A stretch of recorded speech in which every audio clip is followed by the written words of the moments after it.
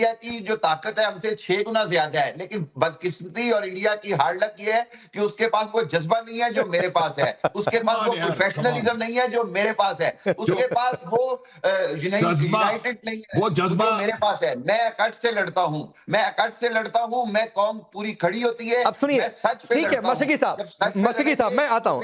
अब सुनिए एक बात जो आप कह रहे थे ना सर, हिंदुस्तान कितना अलग थलग पड़ गया है। एक छोटा सा आंकड़ा देता हूं, फिर मैं दिनेश नैन जी के पास जाता हूं।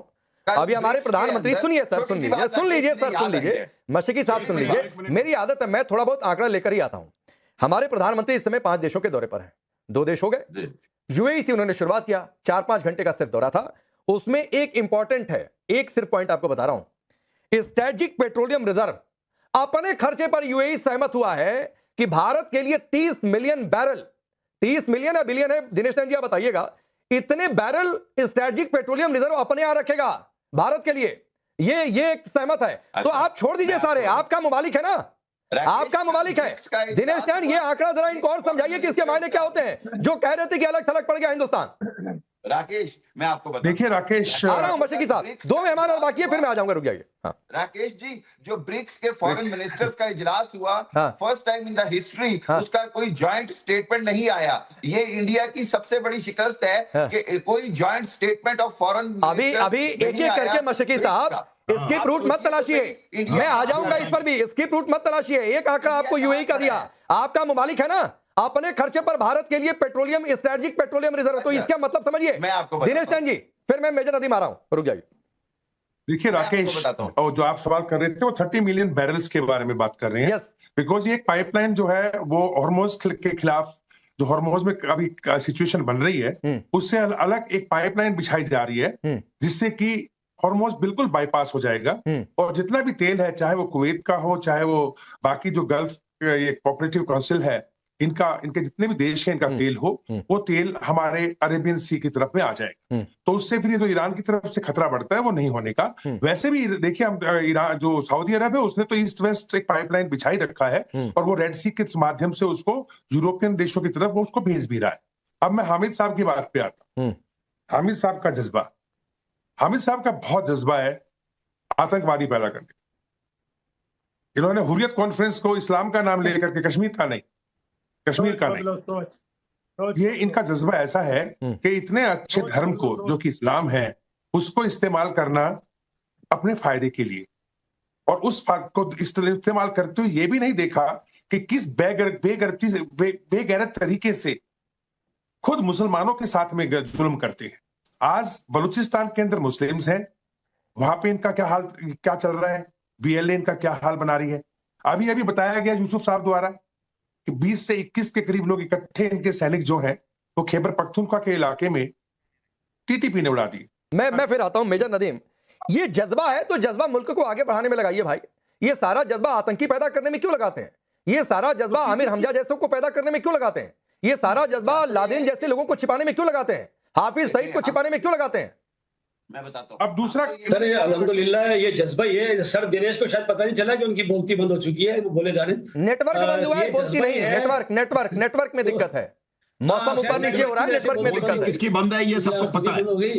तो ये तो बात ये है कि ये जज्बा ही है जिसकी वजह से ये जो आपके चीफ ऑफ गिदड़ स्टाफ जो हैं, और ये इनकी गिदड़ भपकियां हैं जो ये हमेशा देते रहे, और मैंने हमेशा चैनल में कहा है, सुनिए ना, फ्यूचर टेस्ट में बात करनी है। आपकी यही दिक्कत है। एक सामान्य सा सवाल पूछा, आप यहाँ अपने जंग हारने पर फील्ड मार्शल को आपके यहाँ के लोग ही फील्ड मार्शल कहते हैं, तो सामान्य तरीके से बात रखिए। ये जज्बा आपने पहली लाइन में दिखा दिया मेजर नदीम, पहली लाइन में आपने अपना जज्बा दिखा दिया कि आपका जज्बा कितना जोरदार है। हमारे यहाँ इसको मुहावरे में गिदड़ भक्कियां कहते हैं, जो फ्यूचर टेंस में बात करें, जो करने वाले होते हैं वो करके दिखाते हैं। तो कर ही दिया 71 में भाई, आप कैसे करते हैं? ये सारी पॉलिटिकल स्टंट है, पॉलिटिकल प्रोजेक्शन के लिए है। इन्हीं के जो पिछले चीफ ऑफ आर्मी स्टाफ थे, एम निर्वाण साहब, उनकी किताब पढ़ लें, ठीक है, जो 4 स्टार ऑफ डेस्टिनी, वो कहते हैं कि इंडियन लीडरशिप में तो इतनी जो है वो हिम्मत नहीं है कि इसके ऊपर कोई डिसीजन दे सके कि सामने से टैंक आ रहा है। मैंने उनसे कहा कि 80 गज पर रह गया, मुझे बताएं मैं इसको उड़ाऊं नहीं उड़ाऊं। हमारे 20 बंदे मर गए, कुछ करूं। तो ये इंडिया आधी पढ़ते हैं क्या?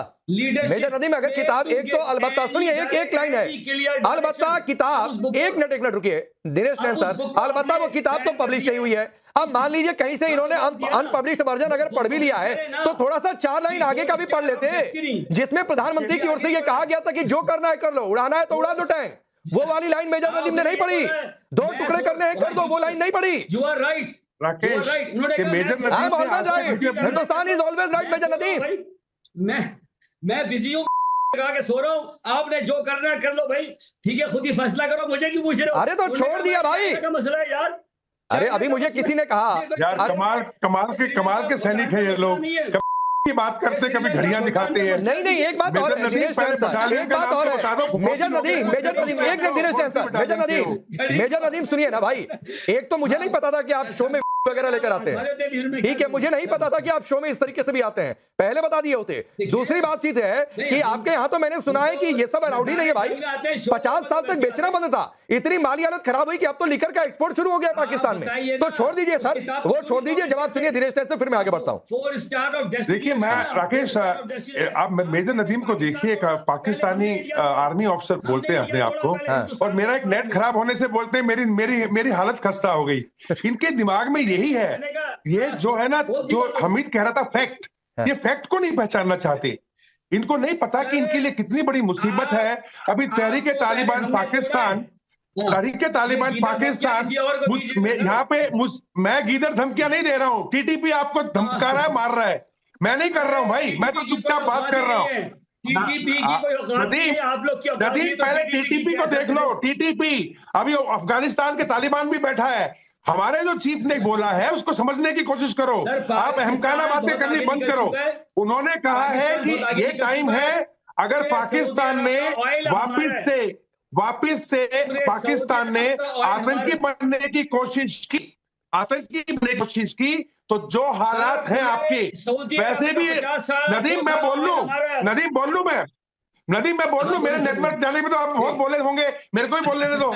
तो मैं ये बलूचिस्तान, वजीरिस्तान, खैबर पख्तूनख्वा छोड़ो, आपके लोगों ने, आपके आसिम मुनीर ने तो सभी सूबों को 12 सूबों में बांट दिया है अभी। नहीं ये तो खुद ही 24 बता रहे हैं कि 24 सूबे बन जाएंगे मेजर नदीम, अच्छी बात है। आप इसी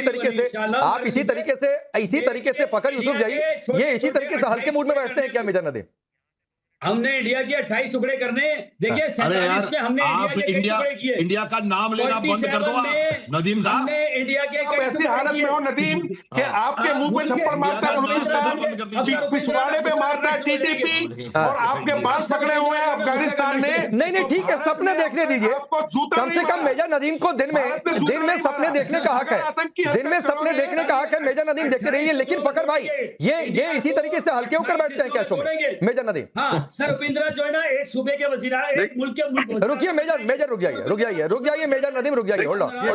क्या है देखिए, इस वक्त जो असल इशू है ना, उससे मतलब हमारे यहाँ अभी उस पे हम नहीं जा रहे होते, इस वक्त मसले और हैं, ठीक है। हमारे कुछ पार्टिसिपेंट कह रहे हैं कि टीटीपी, बिल्कुल टीटीपी एक जेन्युइन इशू है पाकिस्तान का, और परसों रात उन्होंने बाजवड़ में एक बहुत